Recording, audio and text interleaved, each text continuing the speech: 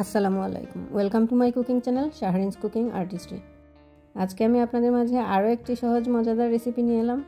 সেটা হলো chicken roll recipe. বেলাবেলির ঝামেলা ছাড়াই সহজেই তৈরি করে নিতে পারবেন এই চিকেন রোল রেসিপি। তাহলে ফুল রেসিপিটি দেখার জন্য আমার সাথেই থাকুন। এখানে আমি একটি বাটিতে 1.5 কাপ ময়দা নিয়েছি, দিয়ে দিলাম স্বাদমতো লবণ। 1.5 কাপ ময়দার জন্য আমি প্রায় 2 কাপ পানি দিয়েছি। এটাকে আমি ভালো করে মেল্ট করে নেব।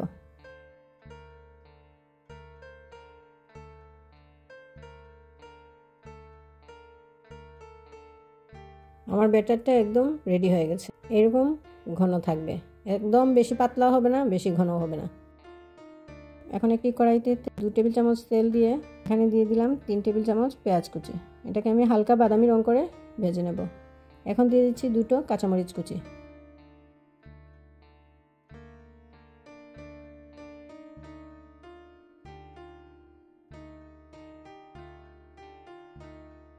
এটা একটু বাদামি রং হলে আমি এখানে মাংসের টুকরোগুলো দিয়ে দিলাম। এই মাংসের টুকরোগুলো আমি একটু রসুন, আদা ও পেঁয়াজ দিয়ে হালকা একটু বয়েল করে রেখেছিলাম। এখন দিয়ে দিচ্ছি সয়া সস 1 টেবিল চামচ, গোলমরিচের গুঁড়ো 1 চা চামচ, লবণ স্বাদ মতো দিয়ে ভালো করে নেড়ে আমি এটাকে নামিয়ে নেব।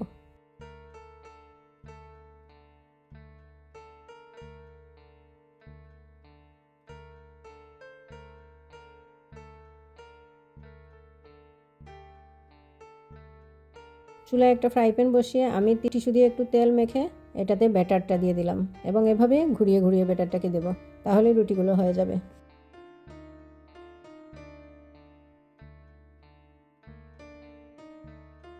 এভাবে আমি সবগুলো রুটি তৈরি করে নেব। একদম বেলাবেলির কোনো ঝামেলা নাই, খুবই সহজ একটি রেসিপি। এই রোলটা বাচ্চারাও পছন্দ করে, এটা অবশ্যই ট্রাই করতে পারেন।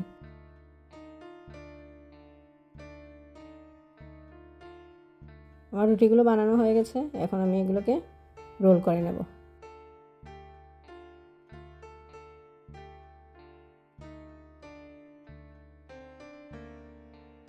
এর মধ্যে দিয়ে দিচ্ছি ভেজে রাখা মাংস।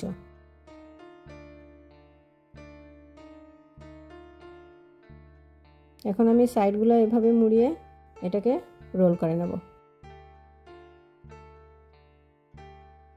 খুবই সফট এবং মজাদার এই রোল রেসিপিটা আপনারা অবশ্যই ট্রাই করতে পারেন। আমি একে একে সবগুলো রোল তৈরি করে নিয়েছি। এখন একটা বাটিতে একটা ডিম আমি ফেটিয়ে নিচ্ছি। রোলকে প্রথমে ডিমের মধ্যে কোট করে নেব, এরপরে ব্রেড ক্রাম্বসের মধ্যে কোট করে নেব।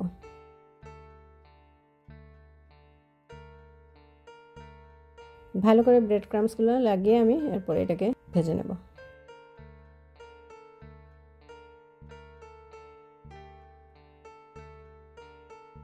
সবগুলো কোট করা হয়ে গেছে, এখন আমি এগুলোকে তেলের মধ্যে ভাজবো।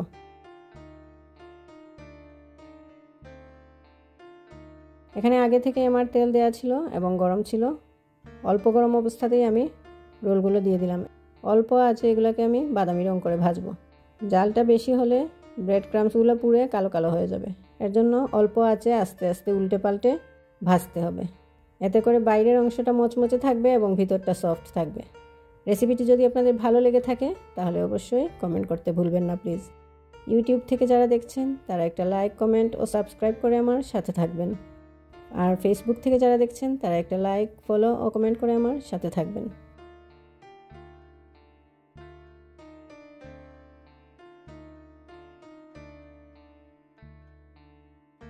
যে বা যারা যেখান থেকে আমার ভিডিওটি দেখছেন তাদেরকে অসংখ্য ধন্যবাদ। পরবর্তী রেসিপি দেখার আমন্ত্রণ রইল।